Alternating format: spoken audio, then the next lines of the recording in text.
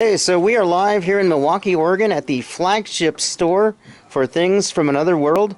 We're here with United by Media reporter Lex Hudson, along with Robbie Cockrell, and we're here with the store manager Sean Wynn. Uh, Welcome, everybody, to United by Media as we approach Halloween here. And Lex, I know you've had a chance to look around the store. You've really marveled and bought some of the merchandise today. You've got a lot of questions, so take it away for us. Okay, so my first question is, how did you start working here? How did I start? Okay, Yeah. well, actually, that's a pretty interesting story. Originally, I'm from Chicago, Illinois. Decided I needed to change, and I moved here to Oregon. And usually, one of the first things I do when I go to a new place is find a comic shop to see what they have to offer. And my first stop was Things from Another World that used to be on Sandy. And I walked in there, and the employee they had there was so nice and like welcoming that I just, felt like this is a good environment. And he invited me to one of the many events that they were having. It was a book signing for one of the Firefly comic books. Oh, nice. So, I was all about that. And so I went to the event, and at that event, I ended up meeting my future boss. We hit it off right away, and we started hanging out a little bit more, and then a position opened, and he asked me just one night, like, "Hey, do you want a job?" And I said, "Absolutely," and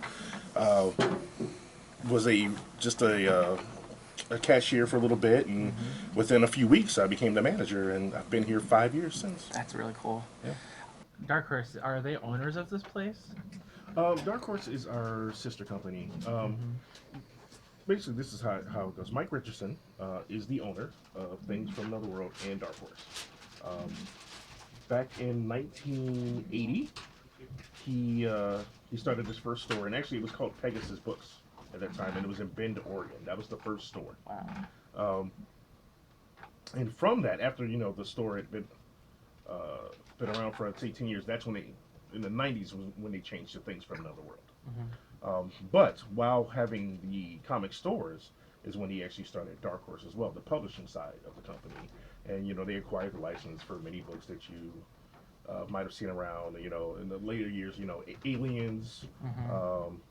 Buffy, Firefly, stuff like that. The Goon is a big one. Hellboy, some of their best-selling properties. They got the license for those, and then put creators and artists behind them, and got those products out, and they're definitely going strong. Um, they have definitely grown from that first day back in the '80s. So, Nice. favorite Dark Horse character. Mm-hmm. You mentioned Usagi Yojimbo, and I can definitely say that I am a fan for sure. However, I just finished reading the new Dark Horse title called The Paybacks, and that is a whole team of super people who are like a super powered repossession team.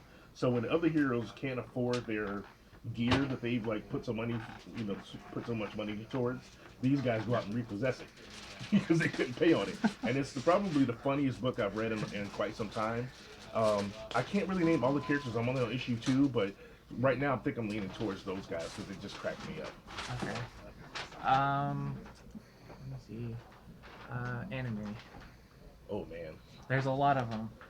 Let's try Favorite Shonen Jump. favorite anime character would probably be Kakashi Sensei. Yes. Somebody that agrees with me. Yeah. He's the best out of all of the Naruto people, I think. He is. I mean, he's so quiet and he's funny. He's definitely skilled. And he's you know. got a very weird sense of humor. Oh, absolutely. But I mean, most of us do, and that's probably Yeah. why I'm drawn towards him. So Yeah. yeah, good choice. Yeah. Um. So, how do you like? How did you decide that you wanted to stay in this position? The people. The people. Yeah.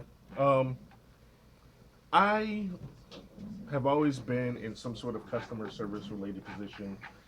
Even when I did corporate America stuff, I still would try to provide customer service. Um, but in this particular industry, in this particular store, Uh-huh. I really get to give my all to the people, and I do see appreciation from it, and it just keeps me going. The delight on anybody's face when I find that one thing that they didn't even know they were looking for just keeps me going. or just being able to find like something they've been searching for years, and like we just happen to have it, just to see that joy in their face. That's what keeps me here. How do you choose merchandise? Like, what do you pick, and how do you pick it? Okay, well okay. So let me start by saying this. So you know that there's more than one of these stores. Oh yeah. So each manager is in charge of ordering their product per location. Hmm. Now, what I order a lot of times will be completely different from what the manager at the Portland store orders, and we base that on the neighborhood and the feedback from our customers. We do a lot of community outreach and a lot of events, and we talk to people to see what their interests are and what things are popular right now. I mean, we do a lot of social media. I'm in a lot of forums to find out what's good, what's not, and I review stuff myself. And frankly, I listen to a lot of podcasts. There are a lot of nerd-related podcasts that will give you plenty of information for stuff that even I don't know.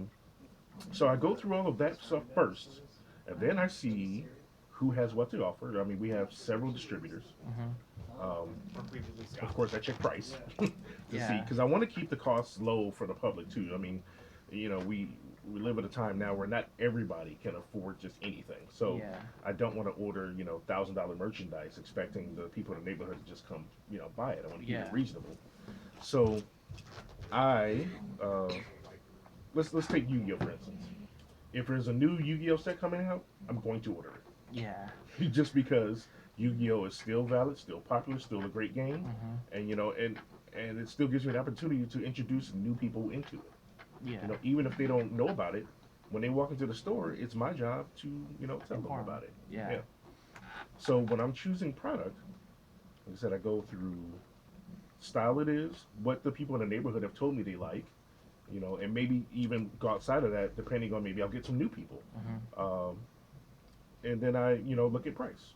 You know, in the last 6 months, I'd say I've taken risk on getting all sorts of new product that I haven't had before, simply because we now have a new train station that just opened up two blocks away. Yeah. Which means a lot more people are going to come here, and who knows what they might like. So I got to try, little things here and there. Yeah. Not too much of a risk. I play it safe, but most of the time when I order product, it's because I like it too. Yeah.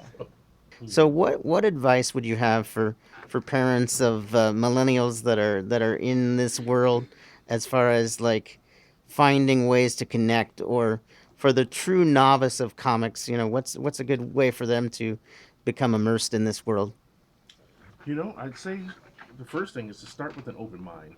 Um, there has been a stigma in the comic industry for a long time that it's only for certain people and for certain demographics or certain sexes, but um, we at Things from Another World, first of all, pride ourselves on being able to cater to anybody.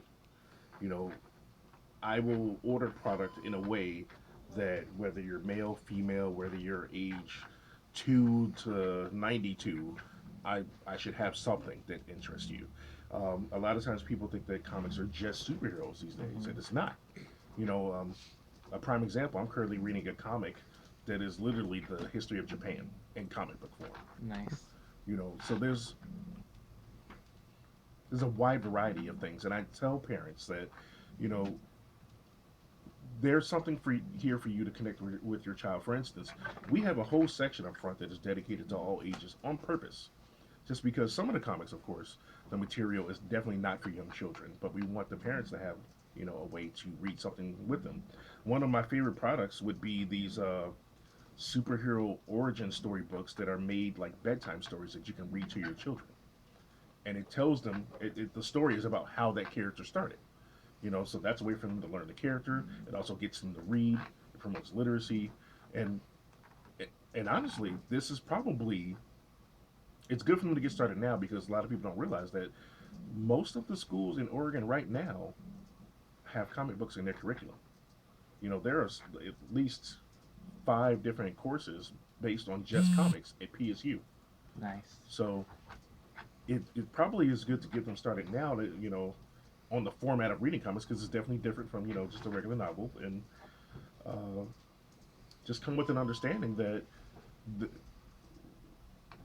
regardless of what you want to teach your child, they are now starting to make comic books that adhere to that, and we'll find it for you. We want to give you a chance to promote your store and promote events coming up. You've talked a couple of times about the different events you have. Kind of give us a sense of your calendar and how you interact with the community. Well, one of the main things that pops in my mind when you say community is that we partner with several businesses around the neighborhood from when we have big events. First of all, so like we'll partner with the coffee shop down the street to help promote them, um, or like the candy shop or the collectible store, anything like that. We're very connected with our neighborhood.